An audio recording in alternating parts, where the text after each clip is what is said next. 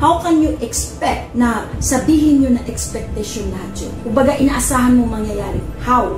Alam mo ba na ang takbo ng tao maging ganon? Alam mo ba ang isip ng tao maging ganyan? Di hindi po ba?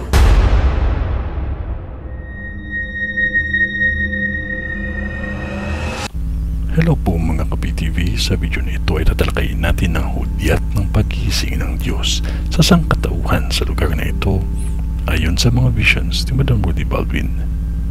Pero kung ikaw ay hindi pa nakasubscribe sa aking channel, baka naman.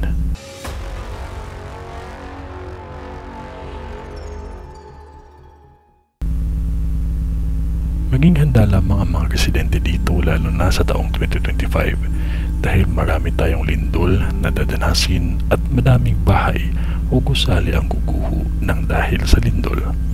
Ngunit may isang pangyayari na walang kinalaman sa lindol o bagyo, isang pangyayari na bigla na lang bibitak ang lupa o kalsada at magkakaroon ng pagguho ng lupa o sinkhole sa iba't ibang lugar.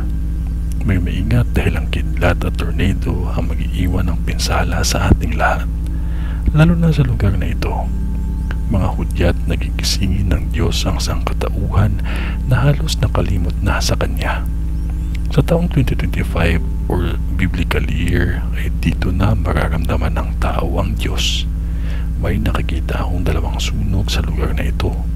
Ang isa ay bodega.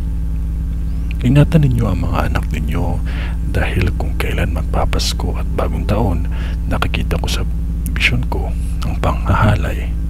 Nasawi ang biktima dito. Hindi lang dalawa ang biktima nito. Huwag basta magtiwala kahit kanino. Mag-maingat sa mga sarili natin. May nakikita din akong isang sasakyan na nawala nito ng balanse at sumalpok ng matindi ito sa kadahilanan na nasawi. Lahat ng ito ay magyayari pa lamang. Ngunit kung ating unawain at may kasamang pag-iingat, lahat ng ito ay hindi mangyayari. Lahat ng ito na ipinakita sa akin upang ating maiwasan.